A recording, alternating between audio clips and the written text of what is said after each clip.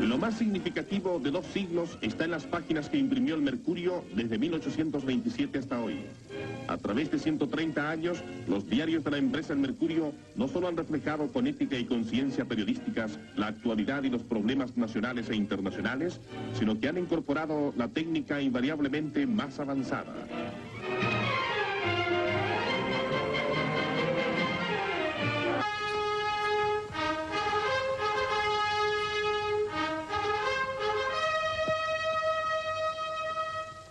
Ha pasado el tiempo y El Mercurio, uno de los diarios más prestigiosos del mundo y el más antiguo de habla hispana, fue fundado hace 147 años, lanza su edición número 50.000. Autoridades, entre las que se cuentan los integrantes de la Junta de Gobierno y personeros de la empresa, se dan cita en un almuerzo de camaradería y reconocimiento a lo que El Mercurio representa para el periodismo, tanto nacional como extranjero. Hicieron uso de la palabra el director del Mercurio de Valparaíso, Alex Varela, y el presidente de la Honorable Junta Militar de Gobierno, general Augusto Pinochet, quien destacó el rol que el Mercurio siempre ha jugado por defender los principios cívicos y democráticos de nuestro país.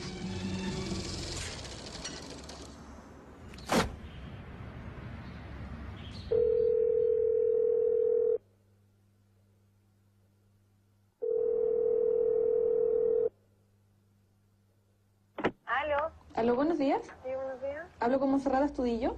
¿Ella? Hola, mi nombre es Claudia Lagos, soy profesora de la Escuela de Periodismo de la Universidad de Chile. ¿Cómo estás? Bien, gracias. Mire, llamaba por lo siguiente, lo que pasa es que yo estoy coordinando un taller de tesistas y quisiéramos, que están haciendo sus tesis sobre el Mercurio y quisiéramos entrevistar a don Agustín Edwards. No, don Agustín no da entrevista. ¿En ningún caso? Ningún caso. Ni siquiera entregando la solicitud formal por una carta explicando de qué se trata el proyecto. No da entrevista. Ni escrita ni nada. No. ¿No hay ninguna posibilidad de poder...? No da entrevista de ninguna clase. No lo hace. Ok. Bueno, gracias. Ya. Hasta luego.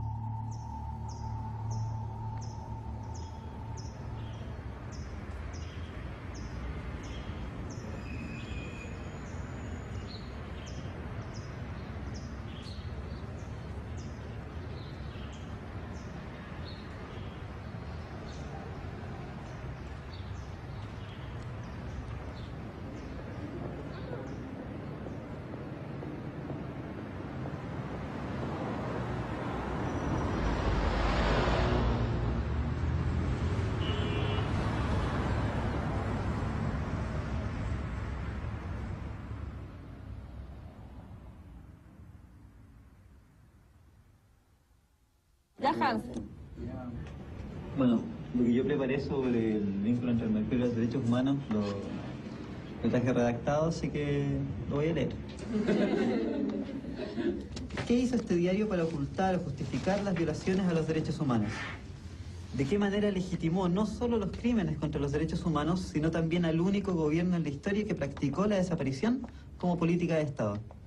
Es interesante indagar aquí las razones que lo llevaron a alinearse con el silencio oficial sobre las torturas y desapariciones, en lugar de transformarse desde su posición privilegiada en la tribuna ideal para denunciar las violaciones a los derechos humanos. Antes de empezar a investigar cómo hacer esto, había que también hacerse la pregunta de por qué es relevante investigar estas conductas del Mercurio hoy, 30 años después. Y la respuesta quizás sea simplemente porque el Mercurio está hoy impune. ¿Cómo estás? Bien, gracias. Encantado, muy bien. Gracias. Hola. Mucho gusto. Hola, ¿qué tal? Encantado. Raúl Rodríguez. Hola, Elizabeth Jara. Encantado, pues. Claudio Sereno. Hola. Hola, Hola. ¿Cómo estás? Súper. Muy bien. ¿Tu nombre? María José Vilches. Me pregunto el nombre como si me fuera a acordar.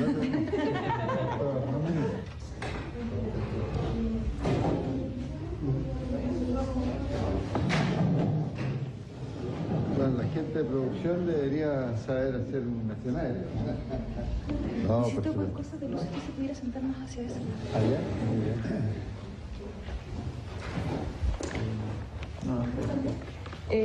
Bueno, nosotros habíamos intercambiado correos electrónicos.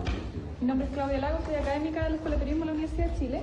Y en este momento, desde enero más o menos, estoy coordinando un taller de memorias.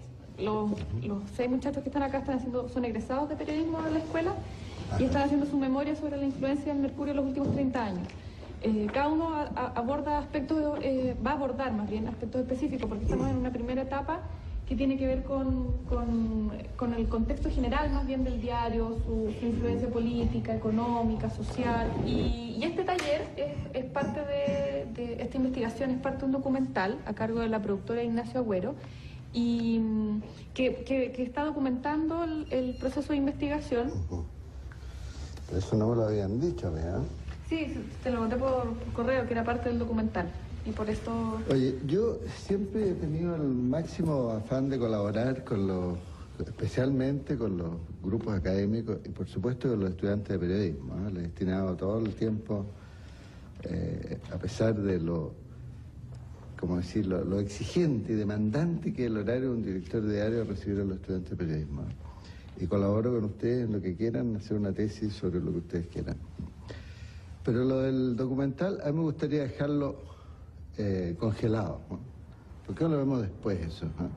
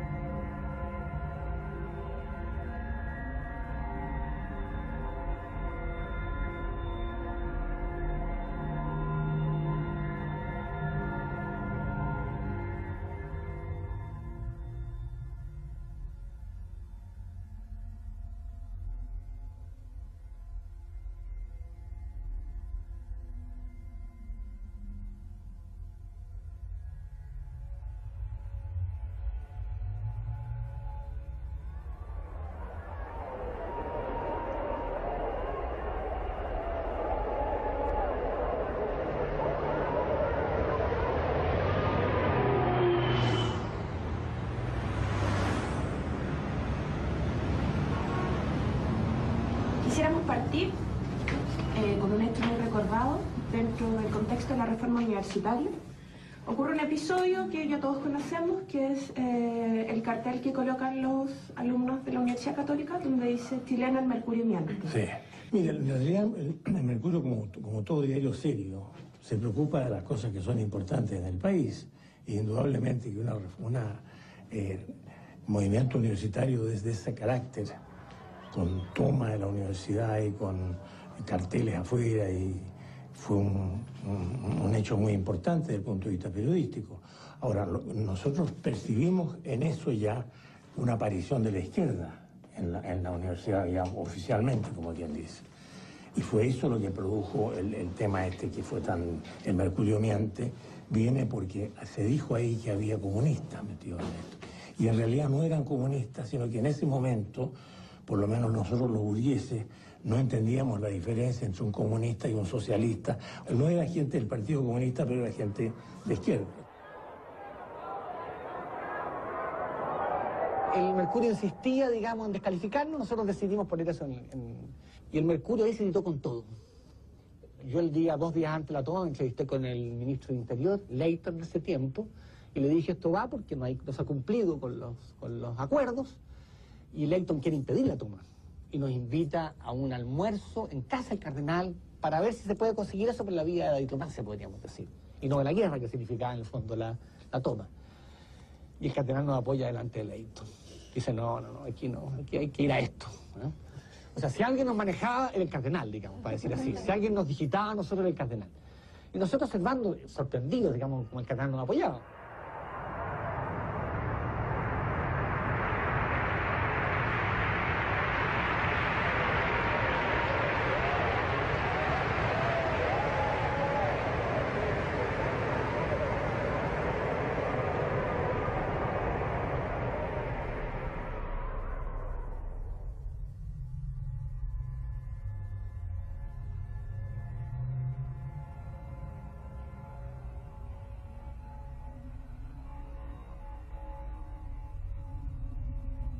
La universidad y el mundo latifundiario tenían algo de común.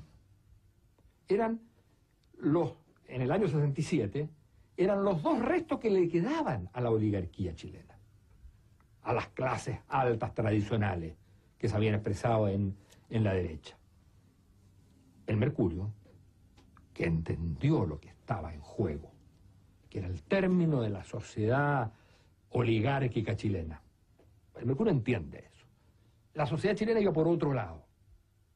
Entonces, frente a la reforma agraria y frente a la toma de la Católica, el Mercurio adoptó una posición extrema que yo creo que está en el origen, porque tuvo que ser consecuente después. Y eso lo llevó entonces a ser un diario no solo anti, digamos, Allende, sino básicamente un diario antidemocrático, un diario golpista. Y una vez que justificó el golpe y que promovió el golpe, no pudo sino defender todas las violaciones de derechos humanos.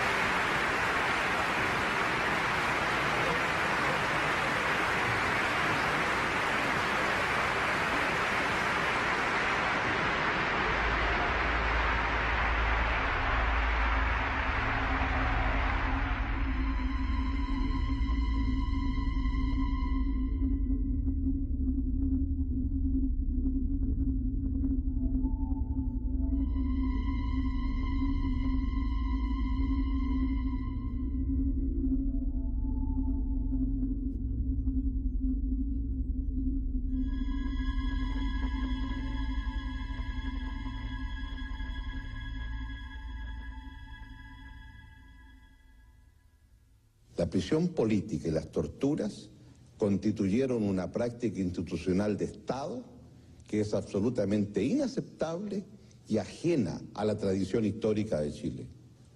¿Cómo pudimos vivir 30 años de silencio?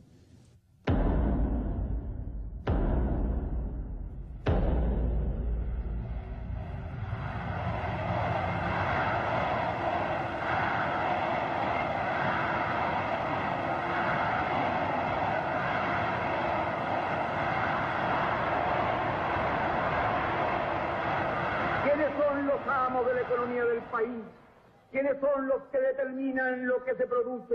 ¿Quiénes son los que controlan la distribución de los productos? ¿Quiénes son los que influyen determinantemente en la fijación de los precios? ¿Quiénes son los que gozan del crédito y las divisas? ¿Quiénes son estos grupos que han contado siempre con las franquicias que le otorgan todos los gobiernos y que se les niega al trabajador y al pequeño empresario? Son unos pocos, son una mayoría, son tan solo unas 40 familias. Citaremos algunos ejemplos. El Clan Edward está en el Banco Edward, en el Mercurio, en la editorial Lord Cochrane. Cuando ganó Allende en septiembre de 70, Agustín Edwards viajó prácticamente el día siguiente a Washington y se reunió con su amigo, un hombre de negocio que se llama Kendall, y él hizo el contacto con la Casa Blanca.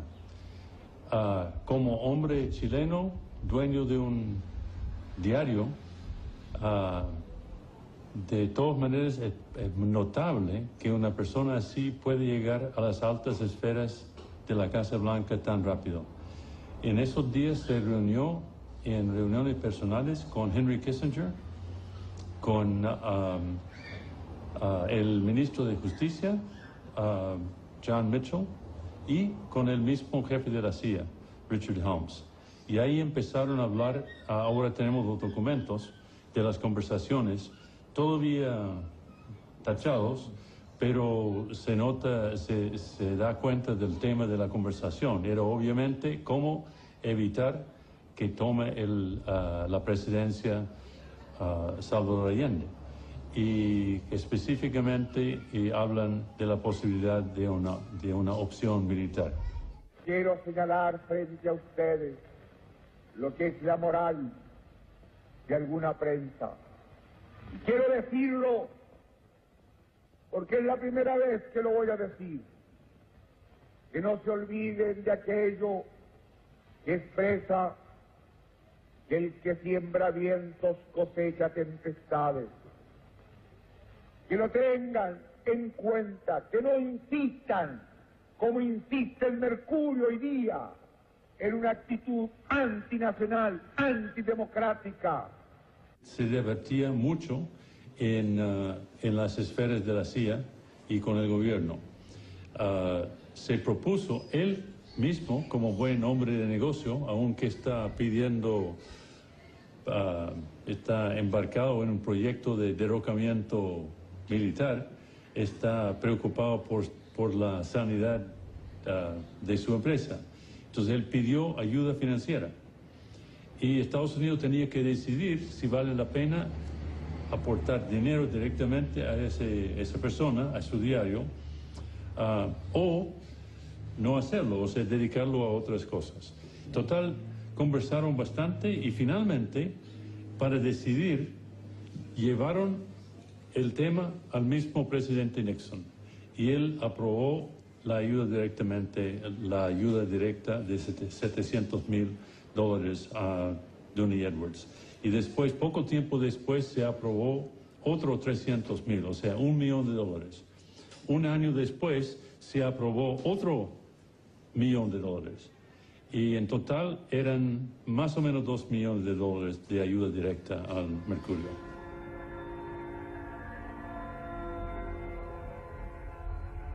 ¿Usted conoce en qué eran usados esos dineros? No, yo le digo una cosa, nosotros no manejábamos para nada la parte financiera.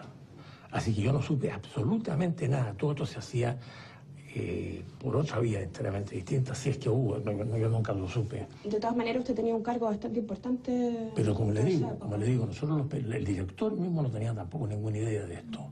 Todo eso pasaba por esa corriente. Eran dos. Sobre todo considerando que la CIA no era un avisador formal como cualquier otra publicidad. O sea, estamos hablando de un financiamiento que perseguía ciertos intereses. ¿Usted sabe el monto de estas $700.000 el primer año, hasta $1 millón y más. Decía, y eso sale en el informe Church, que es los archivos desclasificados. Eso fue, sinceramente, primera vez que conozco las cifras. 950.000 adicionales después, a partir de... Al final, se supone que fueron casi 2 millones de pesos, de dólares, disculpe. Claro. 2 millones de dólares No sería raro porque en realidad el avisaje cayó tan verticalmente y el diario siguió caminando. Yo tuve una cierta disminución en la renta, pero nada más, no fue una cosa muy...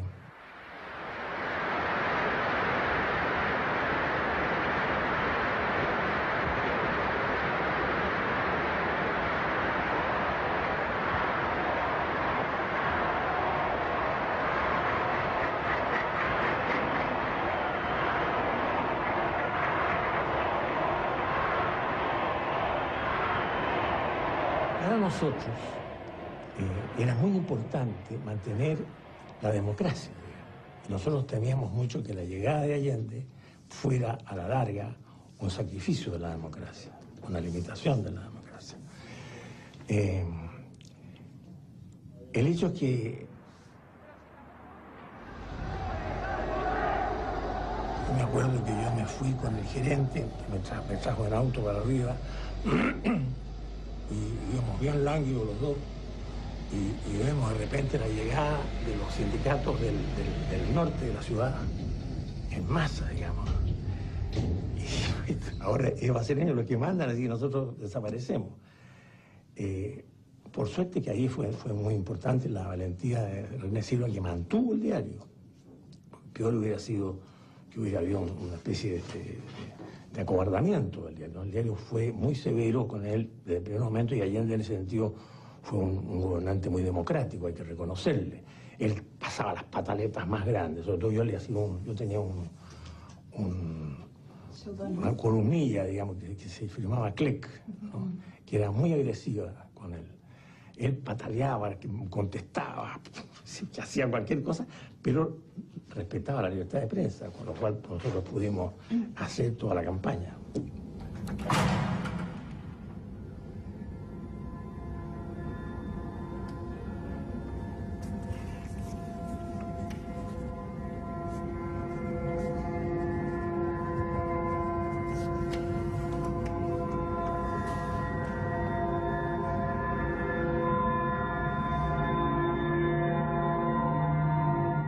¿Qué opinión le merece esta intervención extranjera en Capital? Me parece pésimo. Si hubiera yo sabido, habría tenido esa actitud.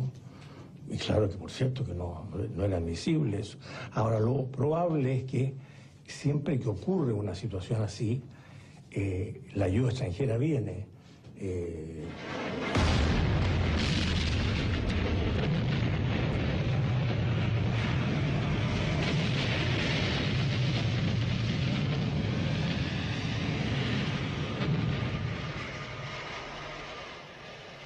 Bueno, al otro día del golpe sucede que muchos diarios no amanecen, desaparecen completamente.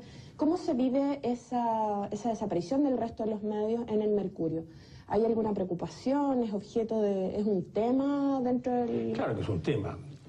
Es un tema, pero nada más que un tema, no una preocupación, digamos, porque, qué sé yo, ya escapar nosotros ya era una gran cosa. Un náufrago normalmente no se preocupa de los otros, salvo que sean parientes de él, ¿no? Y en este caso eran competidores. Así que...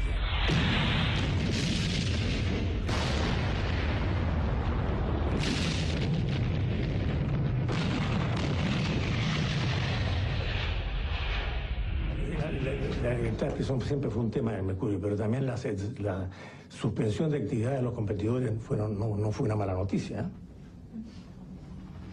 Reconocerá.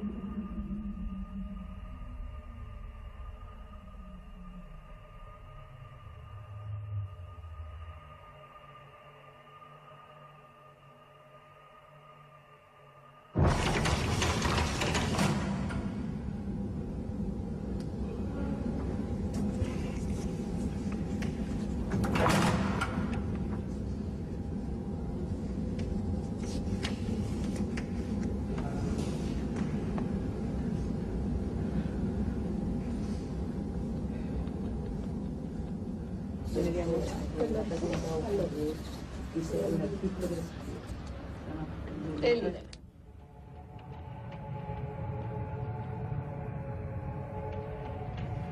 Tengo como 3 aristas.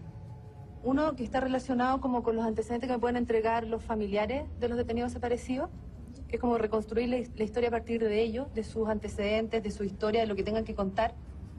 No, y de hecho este caso es importante porque es el ícono de la vergüenza de la prensa nacional, o sea, muchos periodistas lo toman así. O sea, cuando le preguntan como de qué se podría avergonzar la prensa nacional, hablan del caso de la lista de los 119. Cuando aparece la lista de los 119, nosotros estábamos en el comité de propaganda, era un día que había reunión, y llega un familiar, que precisamente mi hermano, y llega con el diario La Segunda, que es la primera lista.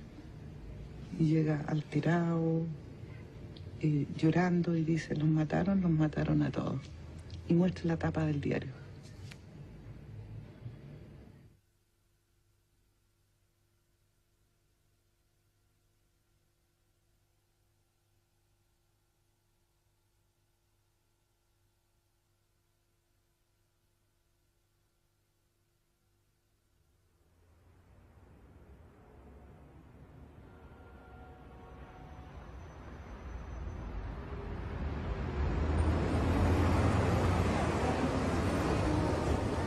¿Y qué fue la lista de 119? La lista de los 119 es un montaje comunicacional que articuló la dictadura para dar una respuesta por el cuestionamiento internacional que había por las personas que estaban detenidas y estaban siendo reclamadas por sus familiares. A esa altura, en el año 75, habían cientos de personas que estaban en la calidad de desaparecidos. Y ante estos cuestionamientos, la dictadura orquestó mediante la DINA y sus contactos en el Cono Sur la aparición de 2 listas en 2 medios que tuvieron solamente una edición. Que una fue la revista Lea en Argentina y la otra publicación fue el diario Novo Dia en Curitiba, Brasil.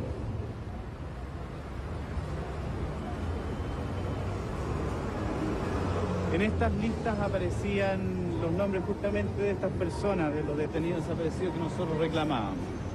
Eso apareció en el extranjero. Esto apareció en el extranjero. ¿Y acá en Chile? Y a través de la agencia UPI se reeditó la noticia acá en Chile.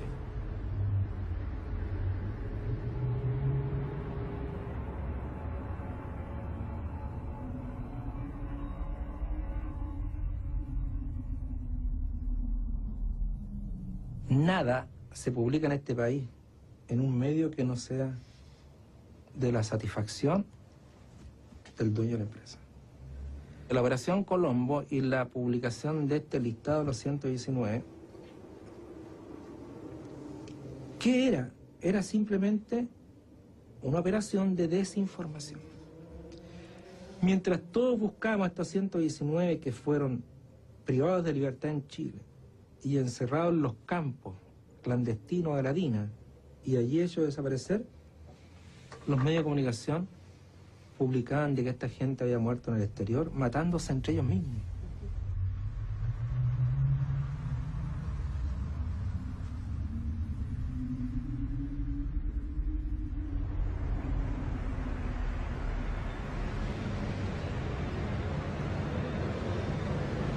Cuando a Arancibia lo detienen, le secuestran en su poder muchos elementos que después les sirvieron como prueba en su contra.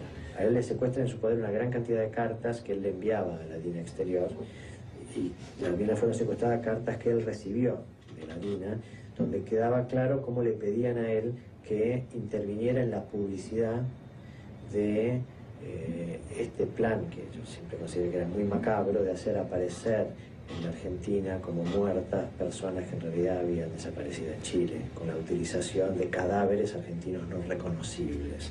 Eso fue lo más monstruoso del operativo Colombo.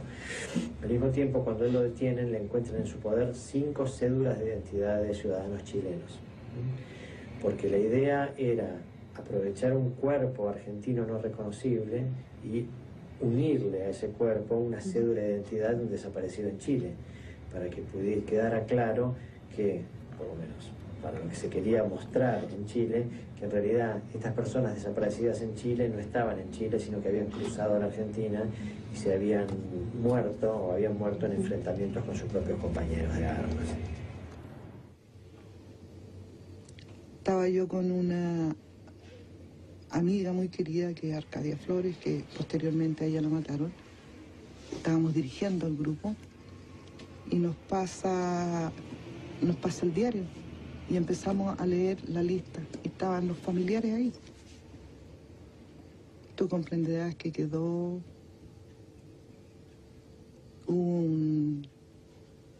se desencadenó, digamos, primero un silencio absoluto.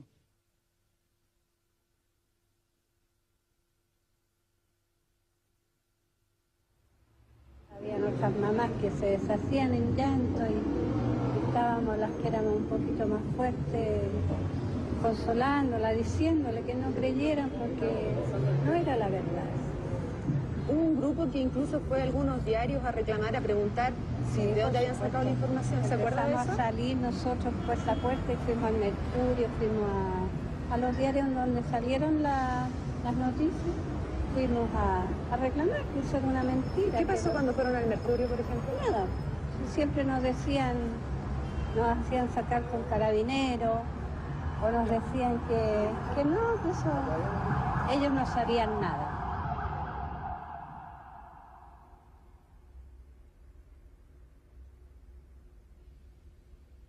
No sé si recuerda usted una información de una lista de personas que supuestamente había sido asesinada en el extranjero.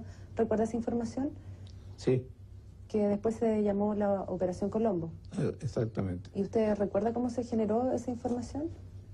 No, yo no sé, eso no tengo la menor idea porque sé que le entregaron una información, o sea, que llegó una información Al Diego Portales. Porque, Diego Portales. Sí, yo entrevisté a un periodista de La Segunda que incluso lo mencionaba usted, sí, como que usted había sido la persona que entregó esa información a los medios. Eso es falso. Yo no entregué nunca una información a nadie. Yo nunca entregué nada que tuviera que ver con prensa directamente. Es una falsedad porque el que entregó esa situación fue Willoughby. Él era secretario de prensa. ¿Él era el que estaba a cargo de entregar ese tipo de información? Claro.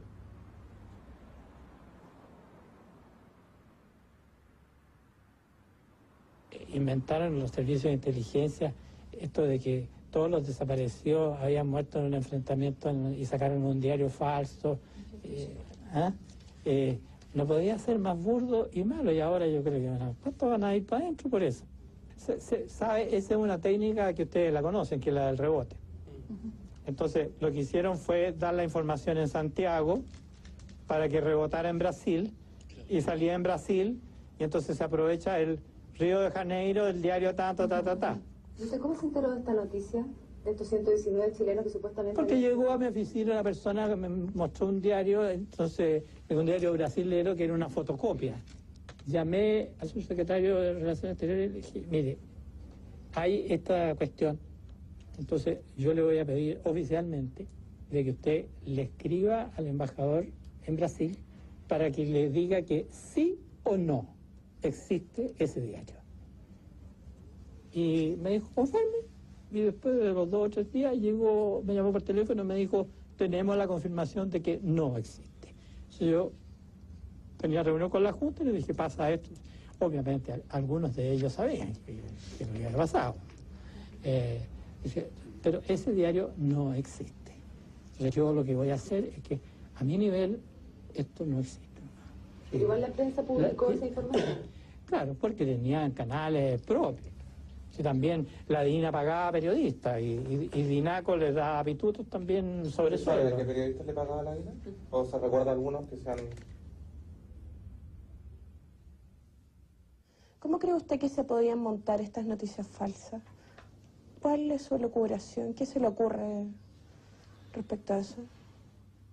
Bueno, si cuando uno tiene en el momento el poder en la mano, puede montar cualquier noticia. Yo podría haber montado noticias si hubiera querido, pero nunca se me ocurrió montar noticias. ¿Para qué?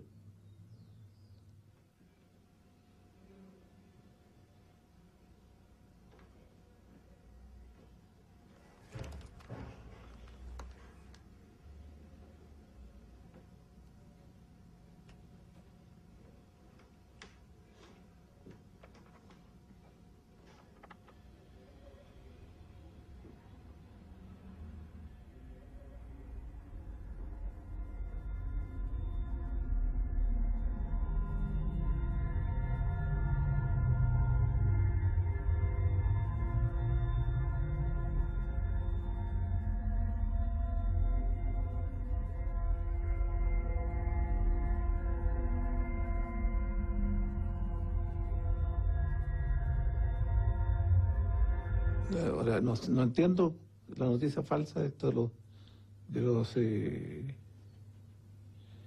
¿cómo se llama? Los 119, estos de Colombo, no la entiendo. No la entiendo como noticia falsa.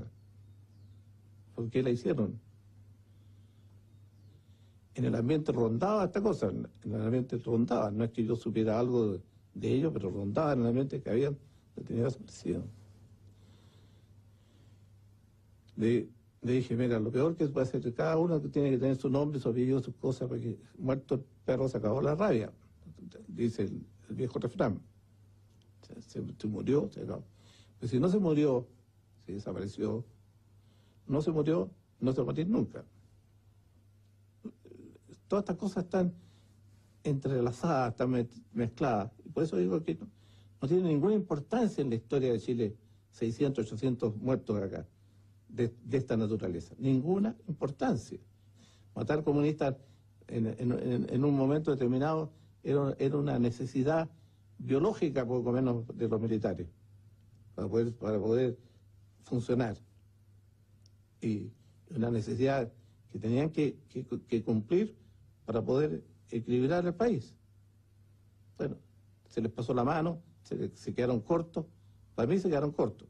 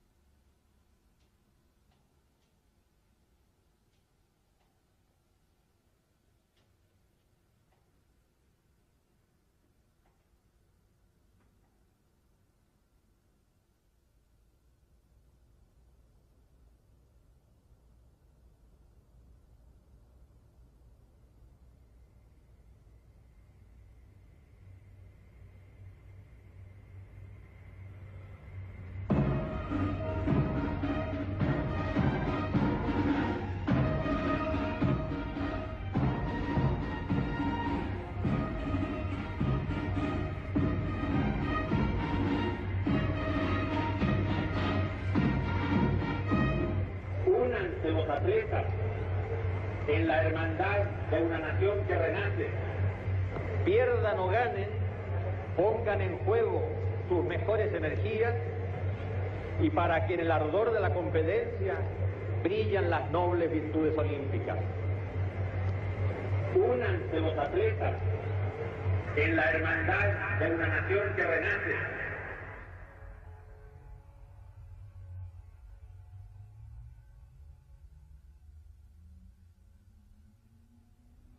Una de las características de las prácticas periodísticas es la verificación de las fuentes.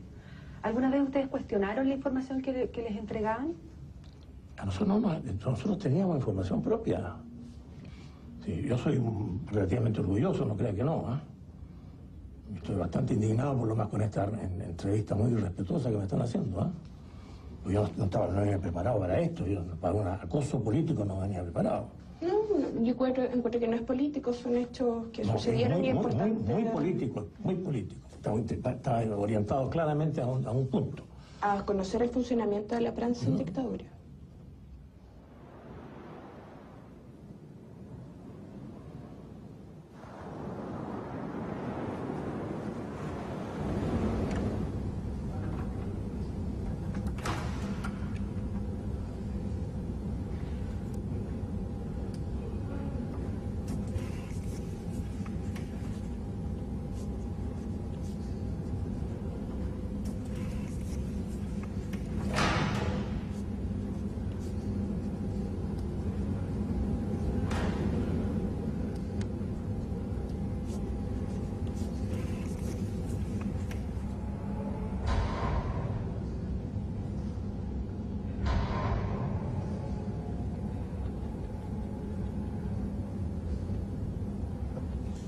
Bueno, esa hermosa y joven mujer de 23 años que señalaba el mercurio en septiembre de 1976 correspondía a Marta Ugarte Román, una militante del Partido Comunista que a esa fecha tenía 42 años.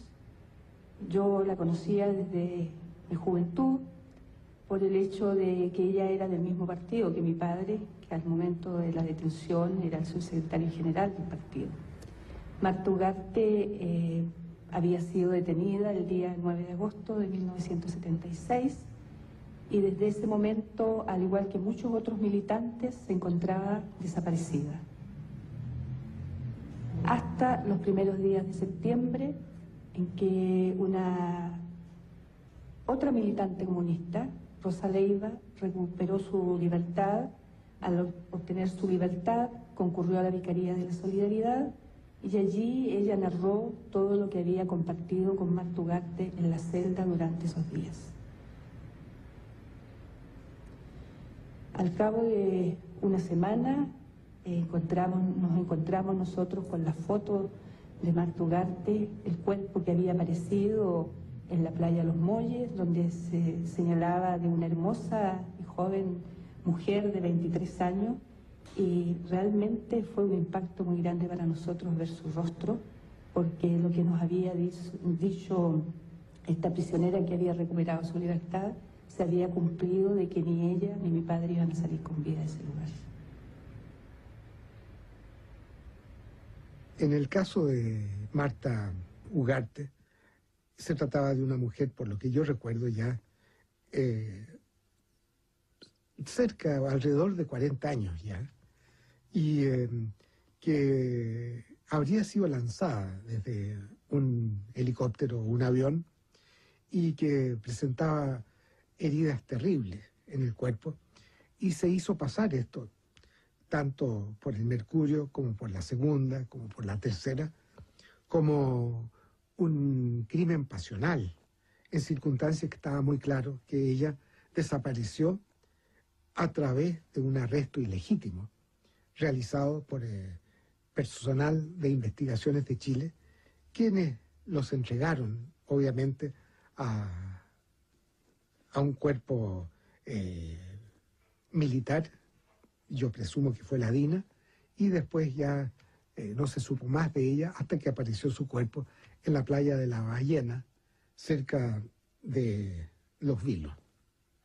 Eso es lo único que puedo decir de ella. Sí hubo una maniobra de prensa. Llegué yo a interrogar a algunos periodistas que revelaron de una manera muy elocuente este crimen pasional, en el cual obviamente no se puede creer.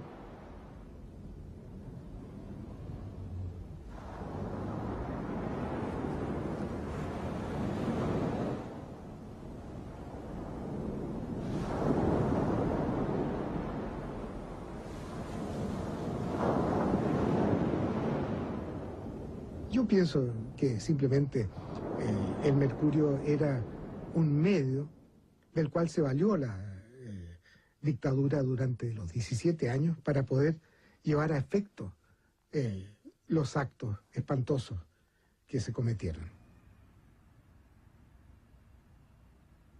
Me sentí que yo había escrito una hueá que nada que ver, pues, entonces que era gravísimo, pues fui, pues. O sea, yo tengo mi moral, no, yo soy cristiana, no. Yo la vi muerta. Creo que fui de las pocas que la vio en la morgue. La encontré mucho más joven, además. Estaba tan delgada. Esa cuestión lo tengo aquí.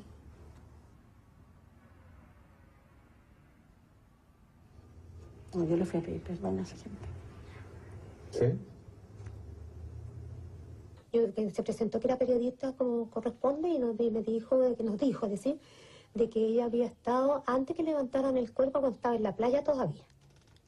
Entonces que ella la había visto, que había quedado bien, que se notaba que era una persona buena moza, que tenía bonita piel. Esa fue la conversación.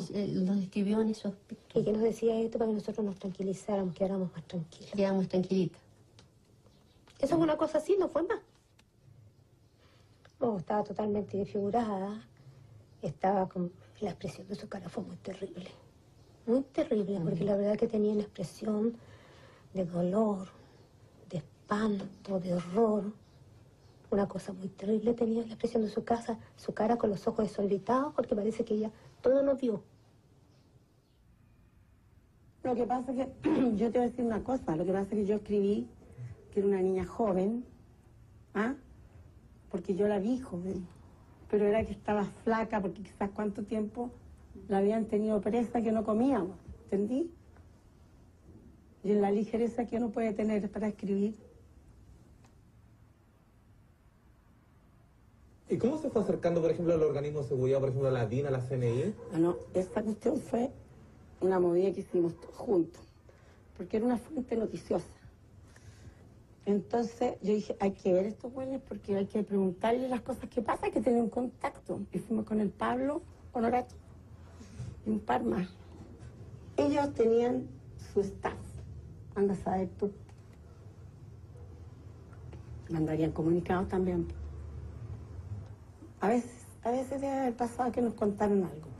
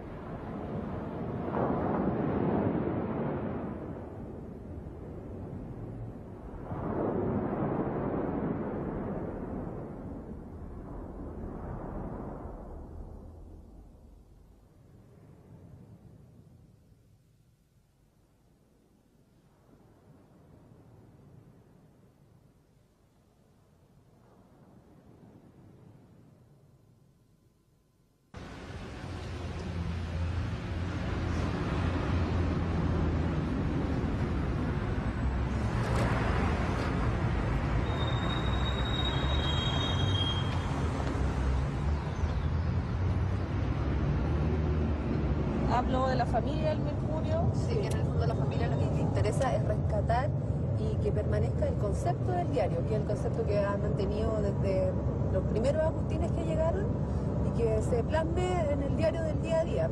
Claro, que es capaz de... el mercurio es como un tronco en torno al cual es capaz de aunar voluntades políticas, sociales, educacionales, por eso etapa ciudadana. Lo que pasa es que el mercurio es... hoy día es el referente.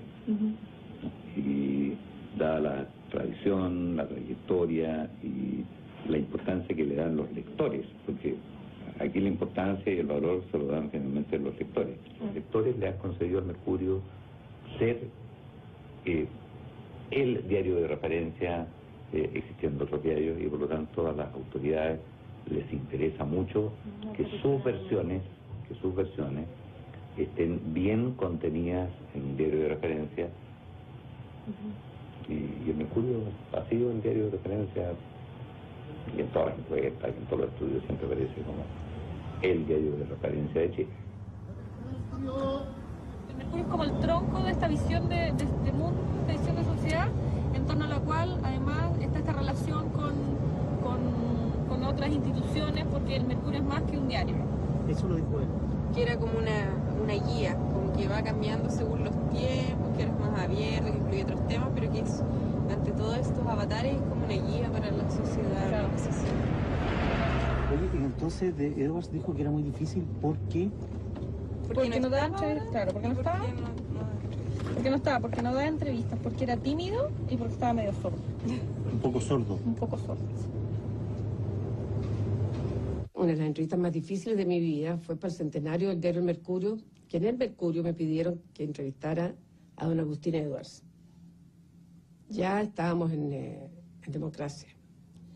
Y fue difícil porque, en primer lugar, es muy difícil entrevistar al patrón, ¿no es cierto? Yo no tenía ninguna confianza con él. Y tenía la conciencia clara de que había preguntas incómodas que yo debía hacérselas al dueño del diario en su diario. No se la doy a cualquiera.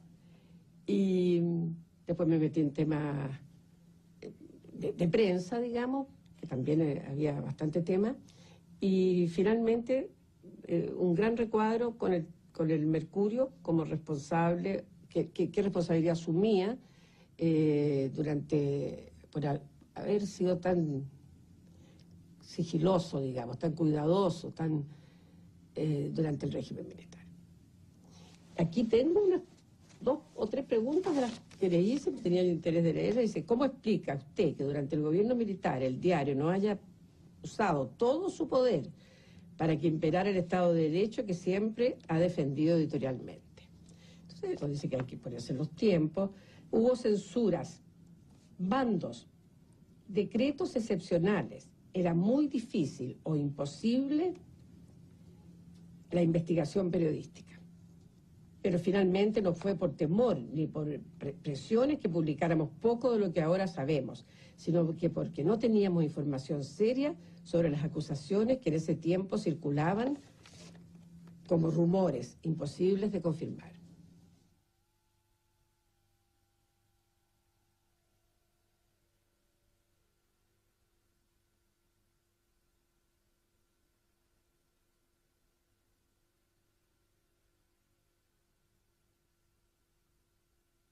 Yo tenía un conteo de detenciones semana tras semana, o sea, todos datos de la vicaría y de otra gente de derechos humanos, que yo sabía quiénes habían desaparecido y cuántos habían desaparecido cada mes. Eso durante o sea, mientras estaban desapareciendo, yo estaba haciendo ese conteo.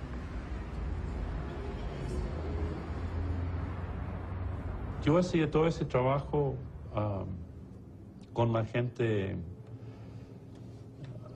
de derechos humanos. Aquí en Chile, como yo creo que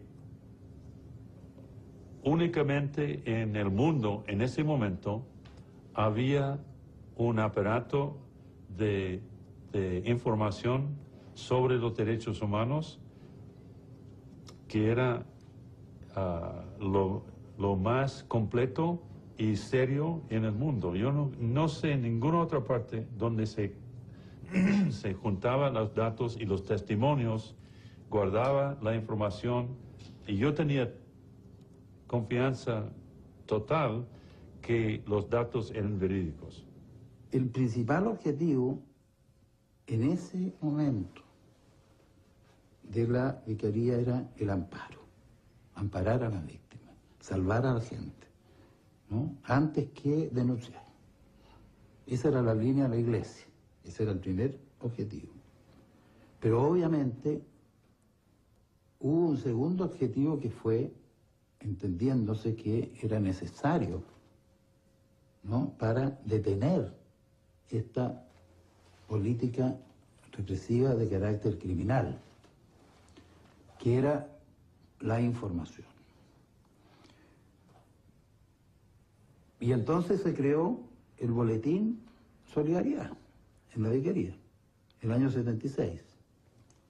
Este boletín sí se enviaba a todos los medios de comunicación, era un boletín público, y dentro del listado, ¿no es cierto?, de la gente que recibía el boletín no solamente estaba las embajadas, ¿no es cierto?, bueno, la iglesia, por supuesto, los organismos internacionales, en fin, también estaban los medios de comunicación.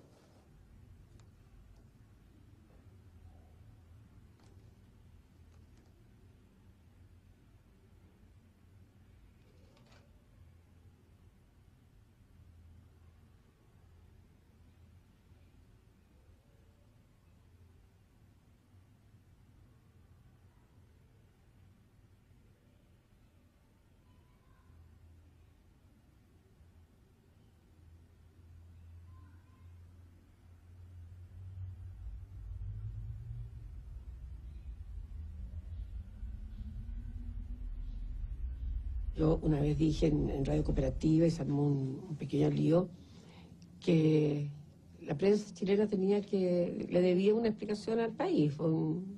Estaban hablando mucho en ese tiempo del perdón, del reconocimiento de responsabilidades. Creo que la Asociación de la Prensa, el Colegio de Periodistas, los medios de comunicación, todos pecaron de lo mismo. O sea, No era fácil, no era fácil. Individualmente muy difícil. Pero uno dice, esos tremendas paredes que tienen los medios. Imagínate un Mercurio clausurado, habría sido un escándalo internacional. Ellos debieron haber usado más poder. Ellos tenían un poder enorme, la prensa es un poder, el Mercurio tiene un gran poder, y yo pienso que pudo haberlo usado más. O sea, ¿por qué no se jugaron más? Entre otras cosas, porque eran partidarios del régimen. Eso es obvio, ¿no es cierto? Señores, la democracia es el mejor caldo de cultivo a los comunistas. Y este gobierno chileno hoy repudia al comunismo, con todas sus letras.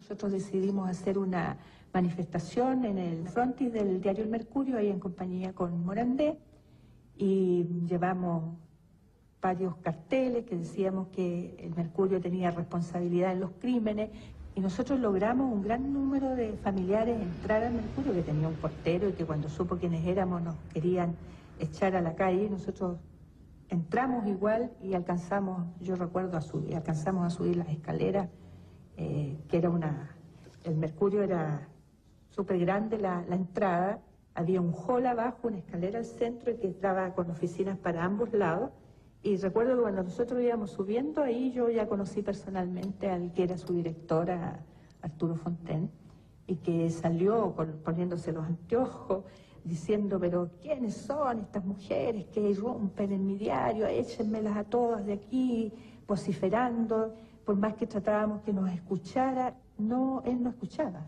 Nosotros, señor Fontaine, somos familiares de detenidos desaparecidos, hemos venido a él, venía un griterío que armó, que al final pidió que nos sacaran.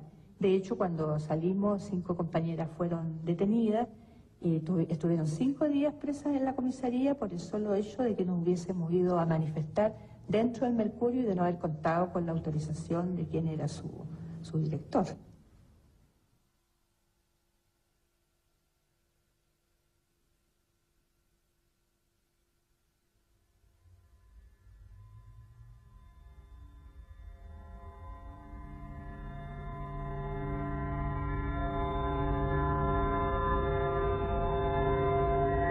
Cuando se produce una situación internacional como era esta, porque esta era mucho más que un problema chileno, era una especie de experiencia socialista nueva de la democracia, digamos, dentro de un régimen marxista. Era una cosa de gran interés para el propio movimiento comunista, así que ellos tienen que haber tenido también muchos recursos. ¿Y usted sabía de las gestiones que estaba haciendo Agustín Edwards? Oiga, yo fíjese que una cosa que yo le voy a decir, yo venía preparado para otra cosa, para una entrevista no política.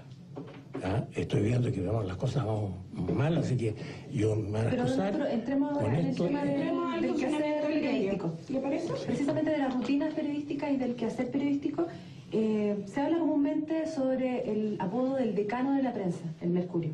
¿Usted sabe cómo nació este apodo? Bueno, no sé cómo nació realmente, pero evidentemente que era el decano porque es el diario más antiguo, incluso del idioma español, así que no podían menos de ser decano, digamos, a cualquiera se le hubiera ocurrido, digamos. A medida que se van conociendo ciertas irregularidades del régimen militar, como por ejemplo las violaciones a los derechos humanos... Mire, yo voy a terminar esta entrevista. Ustedes me van a excusar, voy a terminar esta entrevista. Don Arturo, pero a nosotros nos interesa mucho conversar con usted. Pero a mí no me interesa conversar con usted en este plan. Así que usted me excusa, voy incluso a retirarme. De verdad, lo que más nos interesa es poder profundizar con usted porque es fuente, usted que ha sido director de diario, fuente clave. Gracias. Bueno, lamentamos.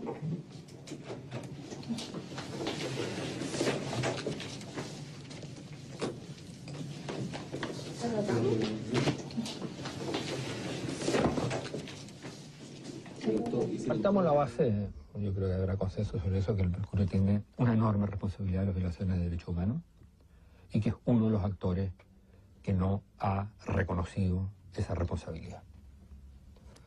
Yo tengo la impresión que no, que el Mercurio, en la medida que se jugó tan denodadamente por el término de la democracia en Chile, que se jugó a fondo por eso, de ahí para adelante no tiene un recambio generacional que le permita renegar de lo que esa generación hizo. Porque lo que tendrían que decir es lo que dijimos, lo que hicimos en la época de Allende, no debiéramos haberlo hecho. Pero para eso tendría que decir lo que hicimos respecto a la Universidad Católica, tampoco lo debiéramos haber hecho, tendría que negar su historia. Entonces, en ese sentido, si hay un actor que va a defender siempre las violaciones de derechos humanos y que nunca va a poder ser portador de un mensaje, digamos, libertario y democrático, es el Mercurio. Aunque a muchos de nosotros nos den columnas a veces para opinar, aunque el diario aparezca a veces con un cierto pluralismo, sin embargo, su esencia es la del Chile autoritario, más duramente derechista y... A medida que se van conociendo ciertas irregularidades del régimen militar, como por ejemplo las violaciones a los derechos humanos... Mire, yo voy a terminar esta entrevista. Ustedes me van a excusar, voy a terminar esta entrevista. Pero Arturo, nos interesa mucho conversar con Sí, usted. pero a mí no me interesa conversar con usted en este plan. Si usted me excusa, voy a ir incluso a retirarme. De verdad, lo que más nos interesa es poder comunicar con usted porque usted que ha sido director de diario, fuente clave. Lamentamos.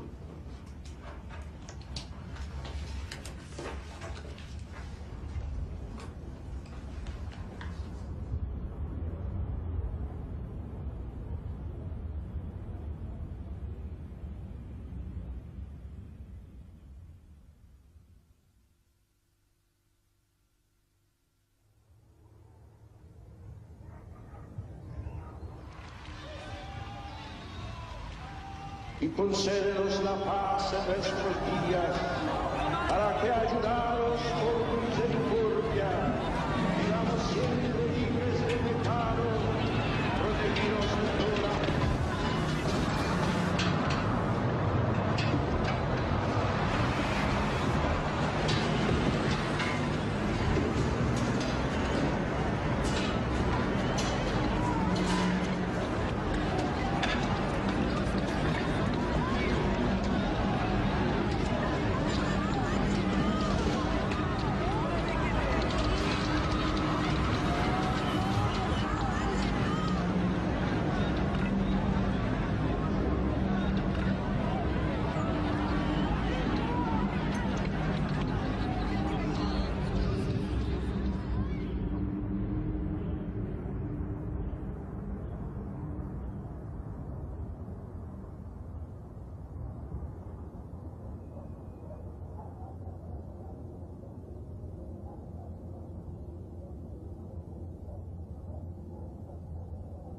El montaje de esto del diario Mercurio, esto es parte de una foto en la cual yo sí aparezco en la universidad, que fue obtenida de los organismos internos, o sea, una CNI interna que nosotros tenemos en la universidad, y se me involucra junto con una foto que supuestamente el Parque O'Higgins del incidente, acusándome que ser uno de los violentistas en el Parque O'Higgins cuando vino el Papa, hecho lo cual yo ni siquiera estuve en el lugar.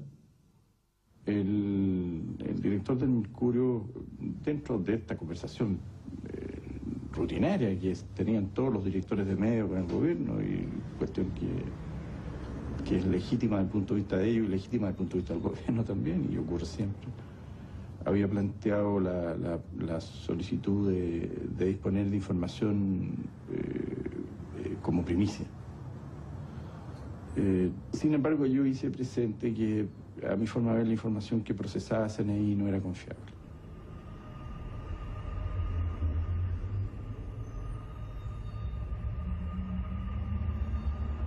Cuando se está en la moneda y se ve esos datos, uno dice, atención, a lo mejor no toda la información que llega a CNI es consistente y la práctica hace surgir el escepticismo. De manera que cuando a mí me entregaban periódicamente información sobre el estado de las investigaciones, no me parecía que hubiera consistencia en la información. Y por esa razón yo le dije en reiteradas ocasiones al director del diario de que no disponía de esa información, que no me parecía confiable la información que por el momento se tenía. Después entiendo que a través de sus red de contactos y relaciones el diario estableció contacto con gente del organismo de seguridad y estos, al ver la negativa de la moneda a dar validez a su información, la entregaron directamente. Cuando publicaron esta foto, ya estaba ya detenido. La noche anterior, la noche anterior, tipo 11 de la noche, esto ya está impreso, me fueron a buscar a la 1:30. Aparece el diario y resulta que cuando el diario se está imprimiendo, no había decreto, no había nada respecto a nuestra detención. Tuve aproximadamente 5 días, en la cual los niveles de tortura y de amedrentamiento fueron subiendo.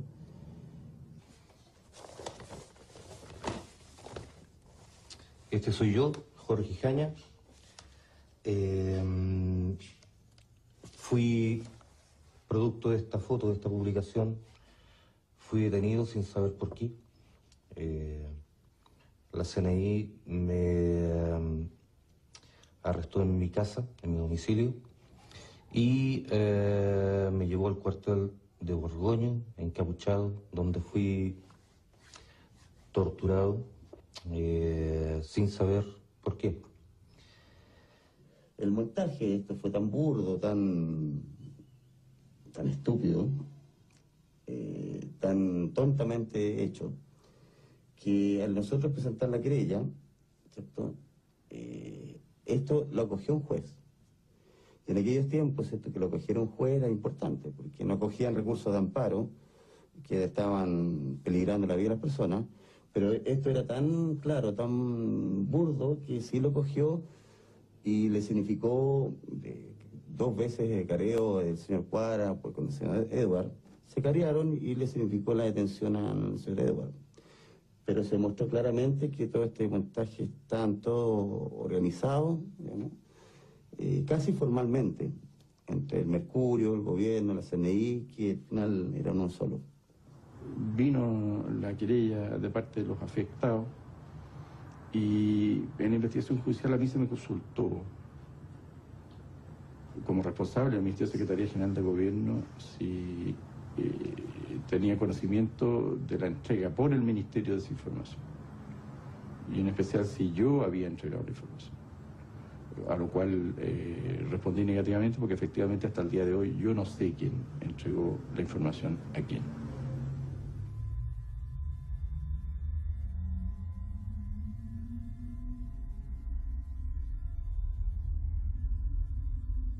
El Mercurio jamás informó respecto del proceso que se estaba llevando, de los careos, de la detención del señor Edward, de la radio que tenían y de la conclusión que llegó el juez, ¿cierto?, porque determinó claramente que el señor Edward había obtenido directamente las fotos de la CNI y en los 2 casos, o sea, tanto mi participación en el incidente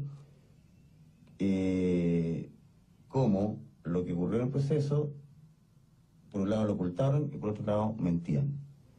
Toda esta situación de detención, de tortura, muy pocas veces la he comentado, muy pocas veces he podido sentarme delante de alguien y explicar qué es lo que me correspondió, qué es lo que me tocó vivir.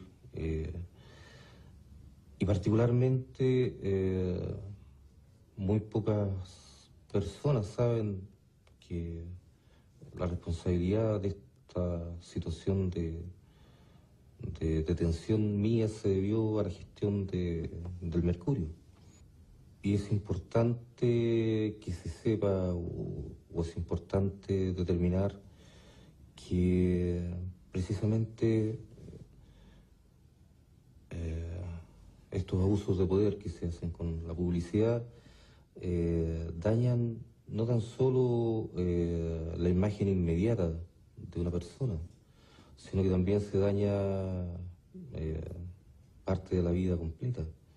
Es un tema que para mí es sumamente sensible, no lo he podido conversar aún con las familias cercanas.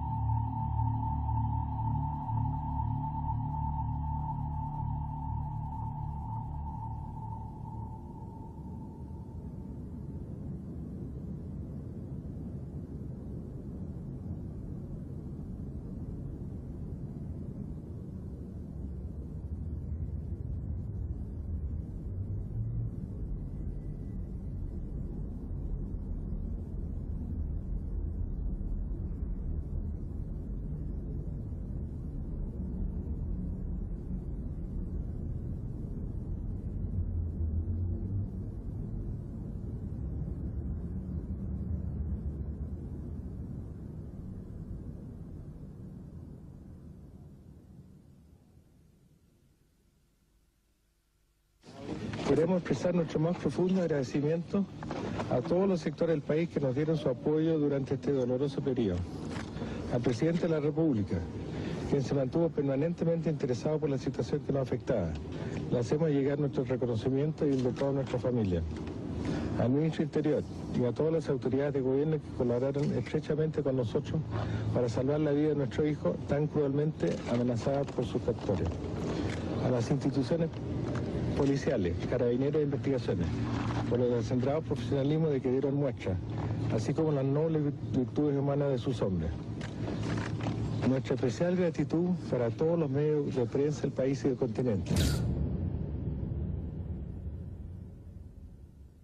Señor Edwards, antes del secuestro o desaparición de su hijo en Chile, ha habido otros casos de personas que por motivos políticos han desaparecido y hasta el momento actual no aparecen, no se sabe dónde están. ¿Cómo ha cambiado su visión de ese problema luego de la experiencia vivida con su hijo Cristian? ¿Usted qué diría a esas madres que todavía no encuentran a sus hijos? ¿Quisiera decirles algo después de su experiencia? Tener fe nomás. Hay que tener fe en el Señor. Y que lo que Él decía, por último, es una cruz que te mandan y es una señal. Es una señal que no necesariamente mala, todo lo contrario. Es más bien positivo, porque a nosotros nos produjo muchas cosas positivas.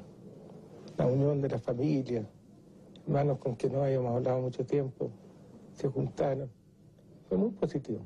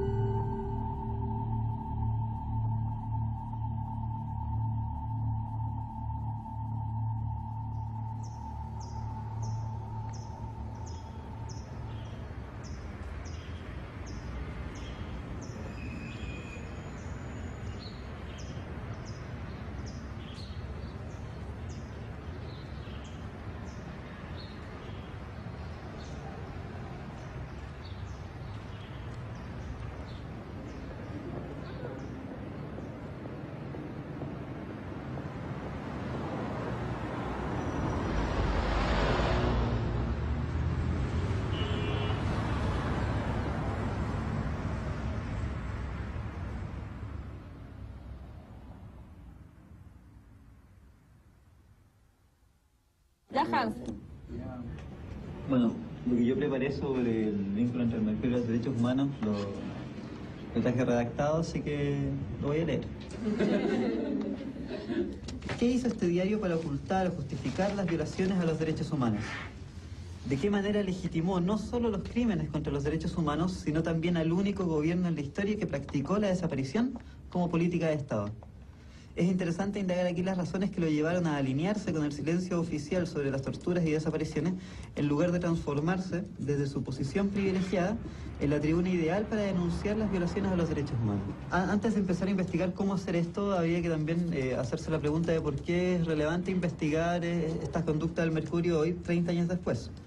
Y la respuesta quizás sea simplemente porque el mercurio está hoy impune. ¿Cómo estás? Bien, gracias. Encantado, muy bien. Gracias. Hola. Mucho gusto. Hola, ¿qué tal? Einstein. Encantado, Raúl Rodríguez. Hola, Elizabeth Jara. Encantado, pues. Claudio Sereno. Hola. Hola. Hola. ¿Cómo estás? Muy bien. ¿Tu nombre? María José Vilches. Me pregunto el nombre como si me fuera a acordar.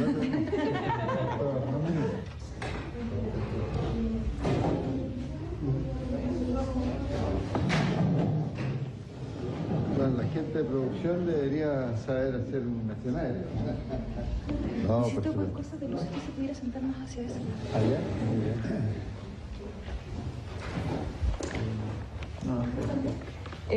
Bueno, nosotros habíamos intercambiado correos electrónicos. Mi nombre es Claudia Lagos, soy académica de la Escuela de Periodismo de la Universidad de Chile. Y en este momento, desde enero más o menos, estoy coordinando un taller de memorias. Los 6 muchachos que están acá son egresados de periodismo de la escuela y están haciendo su memoria sobre la influencia del mercurio en los últimos 30 años. Cada uno aborda aspectos, va a abordar más bien aspectos específicos, porque estamos en una primera etapa que tiene que ver con el contexto general más bien del diario, su influencia política, económica, social. Y este taller es parte de esta investigación, es parte de un documental a cargo de la productora Ignacio Agüero, y que está documentando el proceso de investigación. Es una buena...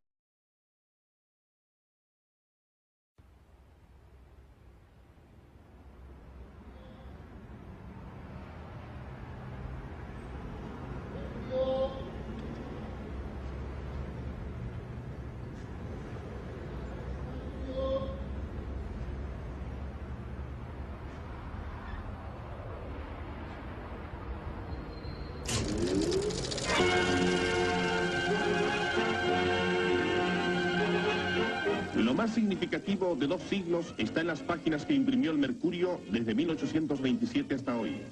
A través de 130 años, los diarios de la empresa El Mercurio no solo han reflejado con ética y conciencia periodísticas la actualidad y los problemas nacionales e internacionales, sino que han incorporado la técnica invariablemente más avanzada.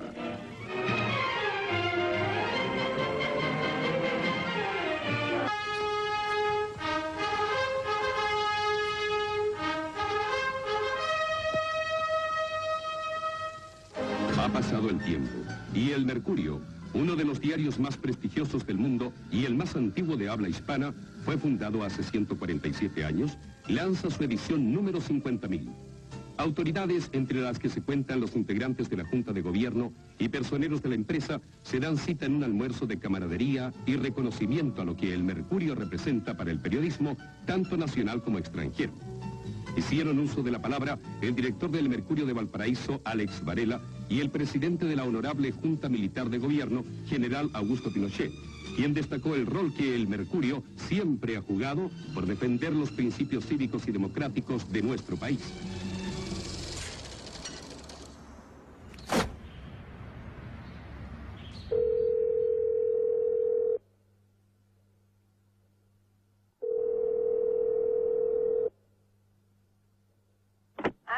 Aló, buenos días. Sí, buenos días. Hablo con Monserrat Astudillo. ¿Ella? Hola, mi nombre es Claudia Lagos, soy profesora de la Escuela de Periodismo de la Universidad de Chile. ¿Cómo estás? Bien, gracias. Mira, llamaba por lo siguiente. Lo que pasa es que yo estoy coordinando un taller de tesistas y quisiéramos, están haciendo sus tesis sobre el mercurio y quisiéramos entrevistar a don Agustín Edwards. No, don Agustín no da entrevista. En ningún caso. Ningún caso. Ni siquiera entregando la solicitud formal por una carta explicando de qué se trata el proyecto. No entrevista. Ni escrita ni nada. No. No hay ninguna posibilidad de poder... No entrevista de ninguna clase. No lo hace. Ya, ok. Bueno, gracias. Ya. Hasta luego.